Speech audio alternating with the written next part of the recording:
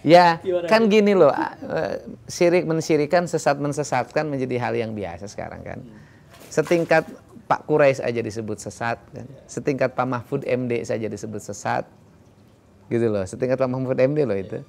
Kemudian setingkat dulu Cak Nur, pemikir besar Hasanah Islam Indonesia. Itu juga disebut kafir kan? Gitu loh. Saya Gus Dur sama kan sesat. Ya kebetulan saya ini adalah para pengagum mereka gitu loh. Pengagum Cak Nur, pengagum Gus Dur, pengagum Cak Nun, Gus Mus gitu loh. Saya pengagum pikiran-pikiran Pak Quraisy dari sisi tafsir Al-Qur'an ya. Ya, tentunya saya memahami itu dalam 3 pokok pikiran. Keislaman, kemodernan dan keindonesiaan. Nah, bicara keindonesiaan saya ke Sunda. Nah, ketika kesundaan pasti kan masuk dalam ruang lingkup kebudayaan pada masa lalu. Yang jadi pertanyaan saya adalah kenapa setiap nilai-nilai kebudayaan masa lalu bangsa saya, orang Sunda atau orang Jawa, selalu dimusyrikan. Selalu dibikin identitas bertentangan dengan agama. Letak bertentangannya di mana? Itu yang menjadi pertanyaan saya. Tetapi ajaran kebudayaan yang dibawa dari Timur Tengah itu kan juga banyak yang bukan dilahirkan pada zaman Nabi. Sebelum Nabi sudah ada.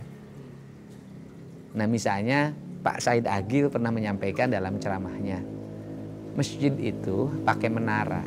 Menara itu dari munara. Munara itu adalah tempat penyimpanan api, yaitu orang-orang Majusi waktu itu menyembah api yang disimpan di menara, Kemudian menara itu menjadi khasanah masjid yang dipakai di kita semua. Kenapa sih itu boleh dipakai jadi masjid? Kenapa yang di kita nggak boleh?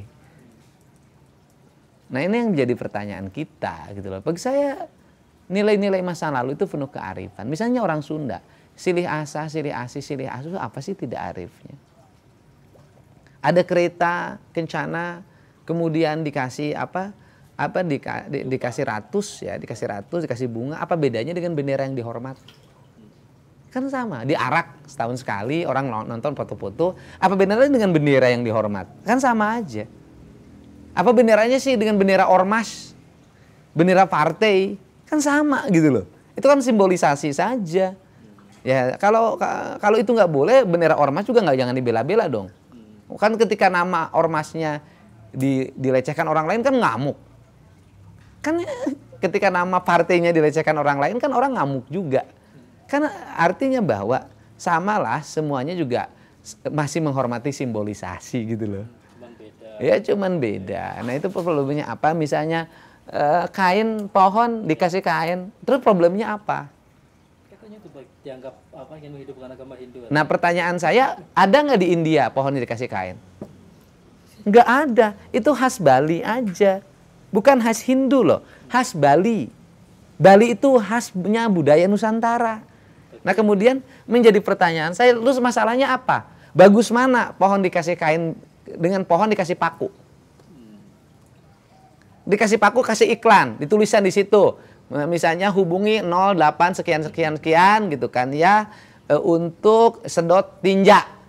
Oke. Bagus mana dengan pohon dikasih kain? Nah, yang dimasalahin kan kain kotak-kotak warna hitam. Nah, kain kotak-kotak warna hitam itu kan bukan barang baru di kita. Semar itu dalam golek, wayang golek itu pasti kainnya kotak-kotak hitam. Hanoman itu kan kotak-kotak, karena orang Indonesia itu mengenal 2 warna hitam putih. Kan sama dengan di Mekah. Mekah juga kan hitam, kenapa nggak pink? Kan artinya warna hitam memiliki makna filosofi. Warna putih memiliki warna filosofi. Nah, kemudian kotak-kotak. Nah, kalau kotak-kotak juga nggak boleh, papan catur juga nggak boleh. Oke, Kang, apa pertimbangannya membungkus pohon Estetika, agar pohon itu nggak ditempelin paku. dirusak? Kenapa dikasih kotak? Karena eksentrik. Karena dikasih kain pink nggak pantas. Nah, yang disebut menistakan itu apa? Orang menistakan agama itu, orang miskin lapar, nggak dikasih makan. Orang kayanya tertawa terbahak-bahak, itu menistakan agama. Anak-anak yatim dibiarkan terlantar. Orang-orang sakit dibiarkan tanpa pengobatan. Itu menistakan agama. Itu kan orang pemahaman Sunda Wiwitan mereka pahami sebagai agama. Saya Sunda Wiwitan saya pahami sebagai ajaran Sunda Wiwitan. Wiwitan itu asal, awal. Ya Sunda Wiwitan Sunda yang mengajarkan tentang awal manusia penciptaannya, kecintaan terhadap lingkungan, kecintaan terhadap bersama, tidak boleh berbuat berlebihan, silih asa, silih asi, silih asu. Lebih ke filosofis. Filosofis dan nilai-nilai ajaran.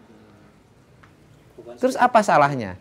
Bukan sebagai bagian dari agama yang terlalu. Nah, pertanyaannya saya adalah dari sistem ajaran nilai yang diajarkan tentang ketuhanan, kemanusiaan, lingkungan, apa yang salah? Terus tunjukin di 1000 patung itu di mana? Katakan bilang seperti itu. Loh enggak, mereka salah pemahaman. Di Purwakarta itu patung itu bukan barang baru. Purwakarta itu punya industri keramik pleret. Ya kan? Membikin celengan dari tanah liat, celengan semar, terkenalah celengan Paleret. Jadi itu asli Purwakarta. Celengan Paleret, dibikin patung celengan yang besar-besar, yang harimau, yang itu, yang ini. Nah, ada khas Paleret namanya menong. Nah, menong itu adalah identitas Paleret dan menjadi khas Purwakarta hari ini. Saya menjadikan menong hari ini menjadi asalnya mukanya perempuan menong itu, ya kan? Diganti oleh saya mukanya jadi wayang 2 muka. Kalau ada Dorna, di baliknya ada Semar. Kalau ada Yudhistira, di baliknya ada Duryodhana. Kalau ada Sangkuni, di baliknya ada Bisma. Jadi manusia itu 2 muka. Saya pasang di gerbang masuk ke arah Purwakarta lewat Jatiluhur. Itu khas yang bikinnya orang Pleret. Itu identitas kita. Terus pertanyaan saya, yang problem apa? Nah, berhala ya konsisten. Kalau patung itu dianggap berhala dan tidak boleh, bikin keputusan yang menyeluruh untuk seluruh orang Indonesia. Dalam keputusan Kepres, dalam Perpres, dalam undang-undang. Karena saya bupati penyelenggara konstitusi. Pertanyaan saya adalah, kenapa sih kalau patung harimau Kodim nggak dimasalahin? Kenapa patung Lodaya di Polres nggak dimasalahin? Kenapa patung polisi nggak dimasalahin? Kenapa patung tentara nggak dimasalahin?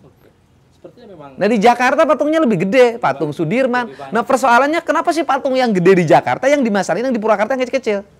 Lah itu pertanyaan saya, kenapa sepertinya FPI? Saya nggak tahu, nggak tahu. nggak tahu. Sampai.